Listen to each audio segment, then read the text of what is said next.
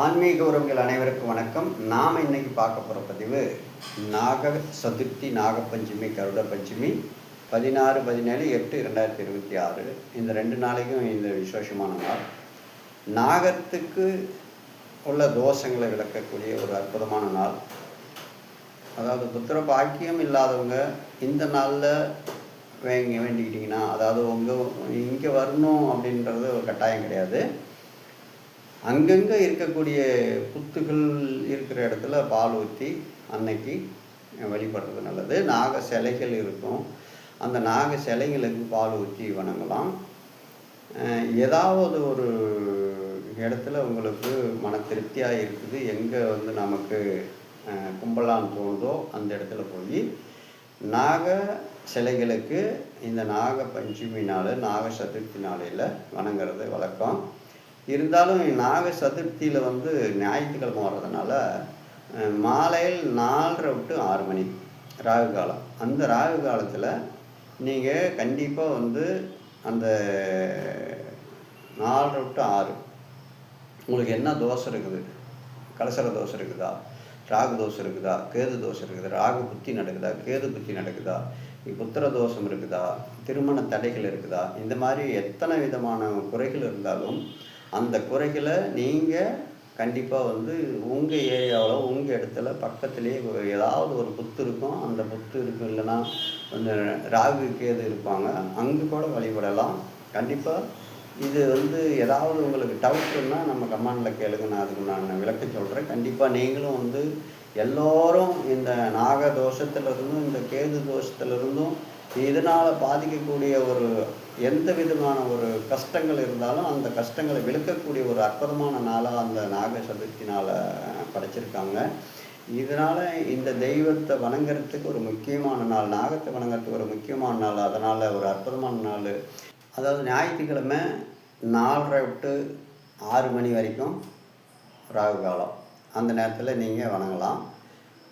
ஞாயிற்றுக்கிழமையும் வணங்கிட்டு திங்கக்கிழமையும் வணங்கலாம். திங்கக்கிழமை நாகப்பஞ்சமி, கருட பஞ்சமி நடக்குது.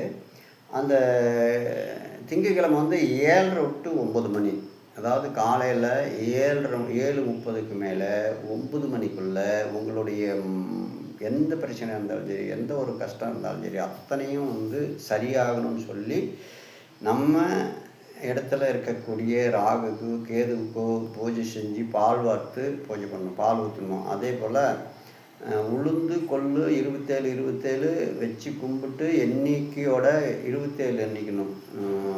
கொள்ளு 27, உளுந்து 27, கருப்பு உளுந்து இருக்கு இல்லையா, அதுவும் கொள்ளுவும் எண்ணி 27 உங்களுடைய கோரிக்கை மனசில் வச்சு நினச்சி கண்டிப்பாக வேண்டிக்காங்க. வேண்டிக்கிட்டு ஒரு மஞ்சள் நினச்ச துணியில் கட்டி வச்சு பூஜை அறையில் வச்சு கும்பிடுங்க. ராகுகேது பகவானாக நினச்சி கும்பிடுங்க.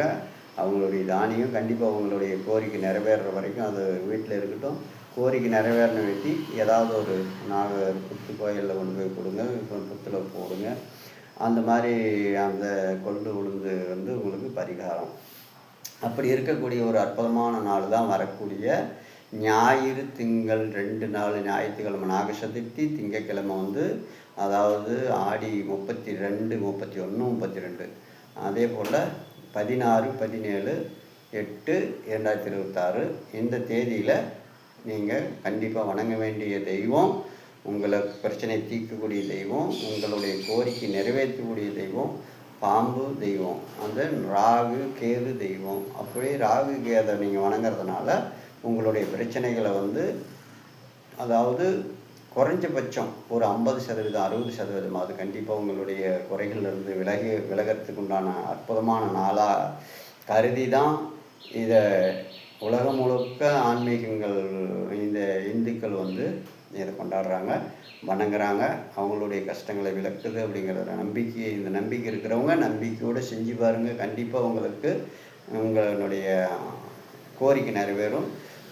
இந்த பதிவு நீங்கள் மட்டுமே பலனடைகிறதா நினைக்காதீங்க. உங்களை சார்ந்தவங்களுக்கு, உங்களுக்கு தெரிஞ்சவங்களுக்கு இந்த பதிவை அனுப்பி வைங்க. யாராவது ஒருத்தருக்கு அனுப்பி வச்சு அவங்களுக்கு ஒரு குழந்தை பாக்கியம் கிடைச்சா கூட அவங்க மனசில் உங்களை நினச்சிக்குவாங்க. ஃபஸ்ட்டு உங்களை நினச்சிக்குவாங்க, நீ சொல்லி தான் இந்த மாதிரி எனக்கு ஒரு நல்லது நடந்துச்சு அப்படின்னு சொல்லி இதை கும்பிட்றதுனால யாருக்கும் கெடுதல் கிடையாது. நம்பிக்கை இருக்கிறவங்க 4 பேருக்கு அனுப்புங்க. இதை நம்புகிறவங்க, அதாவது தெய்வத்தை நம்புகிறவங்க, சாமியை நம்புகிறவங்க, இந்த மாதிரி ஒரு ஜோதிடத்தை நம்புகிறவங்க, இப்படி இருக்கிறவங்க, நம்பிக்கை இருக்கிறவங்க 4 பேருக்கு அனுப்புங்க. உங்களால் யாராவது ஒருத்தர் பலனடையட்டும். உங்களுக்கு தேவையில்லைன்னா கூட உங்களை சார்ந்தவங்களுக்கு தேவை இருக்குது. கண்டிப்பாக இதை எல்லாத்துக்கும் பகிர்ந்து கொடுங்க. அனைத்து உறவுகளுக்கும், இன்ன வரைக்கும் கேட்டவங்களுக்கும், இன்னும் கேட்க போகிறவங்களுக்கும், பார்க்க போகிறவங்களுக்கும், நம்ம நாகசக்தி டிவி நேயர்கள் அனைவருக்கும், நம்ம சப்ஸ்கிரைபர் அனைவருக்கும் நன்றி.